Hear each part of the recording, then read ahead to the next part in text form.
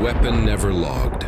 Part 1, The Basement Below the Library. In 1947, USA, a University of Massachusetts. After World War II, old German technology was collected and brought to universities and laboratories for study. In a secluded corner of an old library, there was a room that had been historically closed off to little attention. In that room, a man believed he had found a sign of something greater than anything the war had hidden. His name was Dr. Isaac Mercer, a science professor who was suspicious of old German technology documents. One night, under the dim light of a lamp, Mercer opened a metal box that was over 10 years old, and inside it was a strange electronic device. It had a secret center like a light bulb, but it didn't light up. It reflected black light. On the device, an unknown word was written on a metal plate. Zurückkehr durch Klang, nicht durch Sicht. Return through sound, not through sight. Mercer couldn't figure out what it was, but when he held it, he heard a sound. Not an electronic sound, but a sound like, the heart teaches you to love not with your eyes, but with your voice. The scientist's anguish. Dr. Mercer began writing a report to the Department of Defense with the request, "It's not a device. It's a technological demon. Don't let them start testing it." But his unbridled skills led to his being tracked by security officials. Mercer was arrested on charges of restricting national information, while the device was being transported to the Nevada test site for development. On his last day, he said, "You are supporting a weapon that will destroy people with sound, not bombs." Part 2. The Deployment Within the Combat System. In 1950, in top secret, the U.S. Department of Defense gave the strange technology to a secret group called Orion Black for testing on the Korean War front. The device was modified into a small electronic bridge that could operate at a very high level of sound that ordinary people could not detect. First use. On Friday, October 13, 1951, during heavy rains in the North Korean province of Wonsan, the U.S. military used it for the first time on a North Korean ground force base. The technical proposal was not to shoot or explode. It was to emit a sound that was inaudible but violated the way the human brain works. Just over 7 minutes after the system was turned on, the white soldiers were seen walking away from the site, without fear and without answering questions. When they returned, they were killed by the demon on the top of a rock. Campaign abnormalities. Another test in November in the mountainous region of Gangwon province resulted in the deaths of 4 American soldiers for unknown reasons. One of them wrote on a piece of paper found after his death, "It was as if an outside force had entered my brain, making a sound that said I shouldn't be alive." Investigation and cover-up. After it was shown that the system could kill not only the enemy, but also the troops themselves, the CIA issued a classified document, classified Black X9. The information was never released, although many soldiers were admitted to psychiatric hospitals after the attack. But the story didn't end there. In late 1952, one of the system's operators went insane on the battlefield.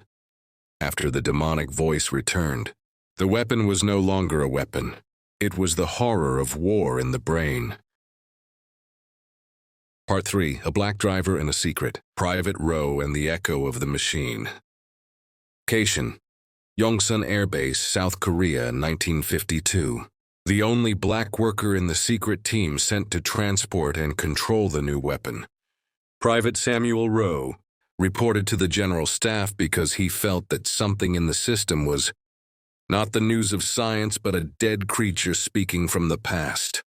He claimed that a voice inside the machine spoke in a language he had never heard of. When it spoke to him, it felt like a warm breeze blowing on his brain every time he turned it on. Last letter. Just 24 hours before he disappeared, Private Rowe wrote a letter to his wife in Alabama. "I think it's a bit of a mystery. It's not a weapon of freedom. It's a science that's waging a silent war on us. If I don't come back, let them turn it on again. The silent disappearance. On the night of the final test in the Haiju Mountains, the Army encountered one last unexplained war problem. The system was found more than 2 miles from where it was last opened, and there were no footprints or marks. His weapons compartment was silent. He was listed in the CIA file as missing, unclassified threat. Rowe's wife and Faith. His wife, Ella Mae Rowe, continued to write to the Department of Defense, demanding specifics about what had happened. But the only answer was, "The file is classified. Specific information cannot be released."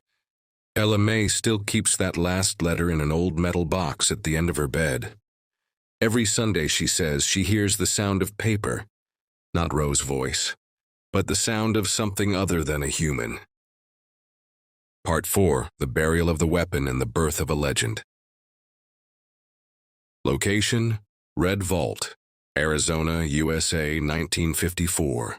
After the disappearance of Private Samuel Rowe and the aftermath of the Korean War, both the Department of Defense and the CIA decided that the malicious technology could not be allowed to continue. In the summer of 1954, the system was transported to the Red Vault, an underground storage facility, believed to be the most secret in the United States. A senior scientific officer of the Special Operations Command commented, "It was like a picture of the past that people should not relive." Before being put into storage, the system was placed in a steel box marked, "Containment Required, Cognitive Hazard Level 7.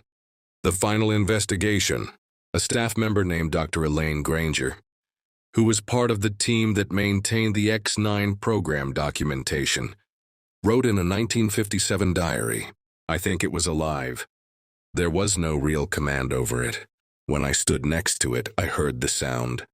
As Rose said, it was like an organization that could not be understood. Dr. Granger then retired from work and disappeared from public life. She is only seen in later history. People should not interfere with science and the devil. Secret tales in old mansions. Across the United States, children are told of a woman's voice speaking when they are in love or in a relationship. If you dream too much, the gun will listen to you. At Hacker Valley Middle School, the imagination of the X-9 system has become legendary, even being animated by a schoolboy. But a teacher named Mr. Renner said, "It's not a myth. We have to stop using science as power, or it will come back to haunt us." Conclusion.